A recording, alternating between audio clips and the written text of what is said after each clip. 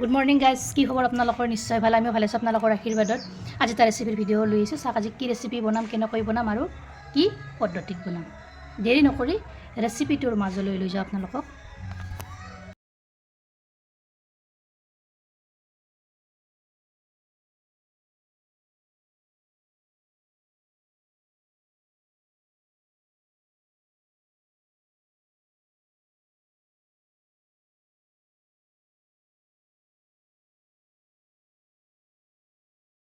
আজি আপোনালোকৰ মাজলৈ লৈছোঁ এয়া মাছৰ এটা ৰেচিপি। ইয়াৰ কাৰণে এয়া মাছ লৈ লৈছোঁ মই 500 গ্ৰাম। আজি মাছ বনাম। মটৰ লৈছোঁ, বিলাহী লৈছোঁ, পিঁয়াজ এটা কাটি লৈছোঁ আৰু জলকীয়া লৈছোঁ। চাই থাকক ভিডিঅ'টো সম্পূৰ্ণভাৱে আৰু স্কিপ নকৰাকৈ, দেৰি নকৰি এয়া ৰেচিপিটোৰ মাজলৈ লৈ যাওঁ। অলৰেডি কেৰাহীত মই তেল গৰম হ'বলৈ দিছোঁ। তেলখিনিও গৰম হৈছে। ইয়াতে এতিয়া পিঁয়াজখিনি দি দিছোঁ প্ৰথমতে। তাৰপিছত দি দিম এয়া কেঁচা জলকীয়া দুটা দি দিম। অলপ ৰংচঙা কৰি ল'ম প্ৰথমতে।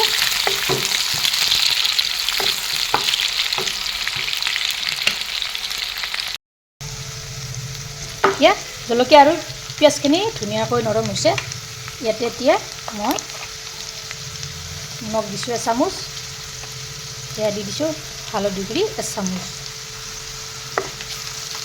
এইখিনিও এনেদৰে ইয়াতে লৰাই দিছোঁ।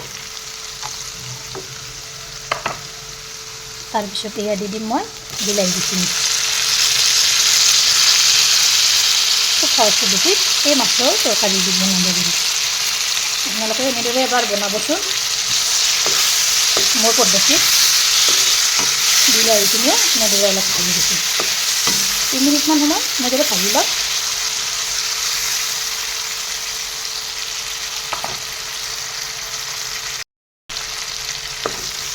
এয়া দেখিছেনে বিলাহীখিনি এয়া মোৰ ধুনীয়াকৈ নৰম হৈছে।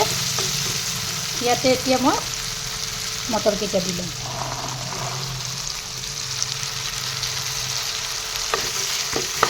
এইখিনি এনেদৰে তল ফল কৰি এয়া লৰাই দি দিছোঁ। অলপ নৰম কৰি দিম। চাই থাকিবচোন মাছখিনি কেতিয়া দিম আৰু ধুনীয়াকৈ দি দিম।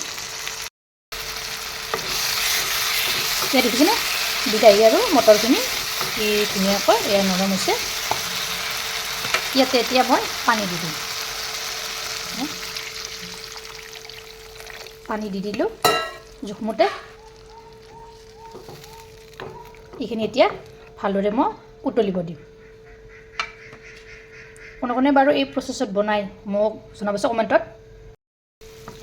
এতিয়া দেখিছেনে কি ধুনীয়াকৈ উতলিব ধৰিছে। উতলিব ধৰোঁতে এয়া মাছখিনি দি দিম মই।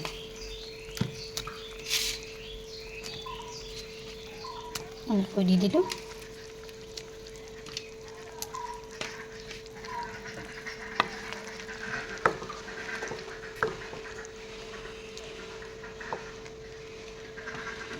তাৰপিছত এখন ঢাকনি এনেদৰে লগাই থৈ দিছোঁ। এয়া কেইমিনিটমান যোৱাৰ পিছত ঢাকনিখন গুচাই দি দিলোঁ।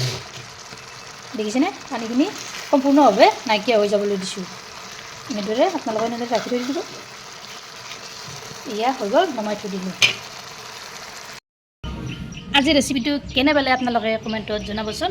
ভাল লাগিলে লাইক কৰিব, শ্বেয়াৰ কৰিব, কমেণ্ট কৰিব আৰু মোৰ চেনেল যদি প্ৰথমবাৰ আহিছে তেতিয়াহ'লে চেনেলটো ছাবস্ক্ৰাইব কৰিব। লগতে ফেচবুক পেজতো ফ'ল' কৰিব।